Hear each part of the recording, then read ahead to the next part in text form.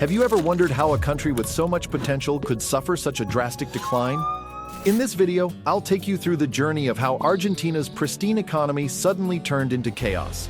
Welcome to Simply Economics. Do us a favor, subscribe to this channel, and you'll get to watch fantastic videos. It's no secret that Argentina has had its fair share of economic struggles. Through the years, Argentina's economy has gone through a roller coaster ride, with ups and downs that have shaped the nation as we know it today. Allow me to take you on a journey of how Argentina's once booming economy suddenly crumbled, causing major financial and political turmoil for generations to come. Imagine living in a country where annual inflation exceeds 100% and interest rates hover around the same staggering figure. This is the stark reality faced by Argentina as it grapples with a spiraling economic crisis. With inflation ranking as the third highest globally, surpassed only by Venezuela and Lebanon, the challenges are immense.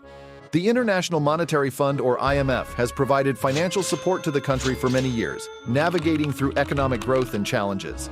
However, the relationship is complex, with political resistance in Argentina hindering the effectiveness of the IMF's efforts to implement reforms and lending conditions. How did it start? Argentina faced a severe economic crisis in 2001 and 2002, with a deposit freeze, default on public debt, and abandonment of the fixed exchange rate. This led to a collapse in output, high unemployment, and social unrest. The country's relationship with the IMF came into question as these events occurred while under an IMF-supported program. Argentina had experienced strong growth in the 1990s but fell into a recession in 1998. The convertibility regime limited its ability to use macroeconomic tools for recovery. The mounting external debt became unsustainable. Unsuccessful IMF interventions. Previously, the IMF provided Argentina with a loan of $44 billion, which wasn't their first intervention. The IMF has a long and complicated history with Argentina, but its attempts to help solve the country's problems have been largely unsuccessful. The political system and lack of proper functioning have been significant obstacles. Even when the IMF tried to push for reform, it ultimately failed due to political problems. This pattern has repeated itself multiple times, resembling a never-ending cycle. Interest rates skyrocketing at 97%, while inflation surges over 100%. In Argentina, the prevailing situation is marked by exorbitantly high inflation, with rates surpassing 100% annually. This staggering level of inflation poses significant challenges in its alleviation, as it erodes trust in the Argentine currency. In this situation, individuals quickly exchange their pesos for dollars as a way to seek stability and protect against the uncertainty of their local currency. This poses a challenge for policymakers who struggle to effectively address the issue. Conventional measures like adjusting interest rates often have a limited impact in the face of this ongoing currency conversion trend. An ongoing crisis. Argentina, once among the world's wealthiest nations, has faced years of economic struggles since the 1950s. Today, over 40% of Argentines live in poverty. Political scandals, unrest, and failed assassination attempts have contributed to the country's ongoing challenges. The central bank's continuous printing of pesos, combined with deficit spending and global price shocks, has led to high inflation. Analysts are divided on the solution, but many believe that the lack of political will is a crucial factor. Despite efforts to address the issue, Argentina's history of prolonged inflation has shaped the perception that high inflation is the norm among generations of Argentines.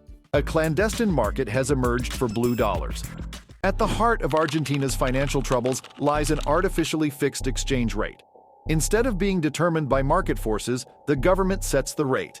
This has given rise to an underground currency market where pesos and US dollars are illegally exchanged in hidden spots called cuevas, or caves, or through arbolitos, or little trees, a term referring to the green bills or leaves traded by currency vendors at roughly double the official rate. This unofficial exchange is commonly known as the dollar blue, or blue dollar. Argentines who have endured decades of high inflation are constantly in search of this currency as they can never seem to get enough of it. A challenging journey towards normalcy.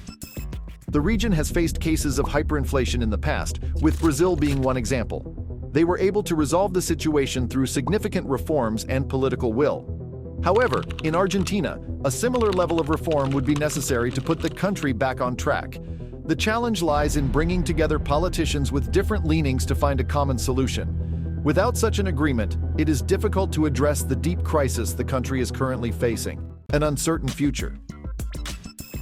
The road ahead for Argentina remains unclear, with factors such as political unrest and economic instability continuing to create obstacles. The country's relationship with the IMF also remains complex, with negotiations ongoing for a new loan agreement. To break the cycle of high inflation and economic struggles, Argentina's leaders must unite and implement crucial reforms. Collaborative efforts are necessary for the country to witness improvements in its economy and the standard of living for its citizens. Thanks for watching, guys. If you enjoyed this video, please make sure to give it a thumbs up and hit that subscribe button so you don't miss out on any of our future content. We truly appreciate your support. See you in the next one.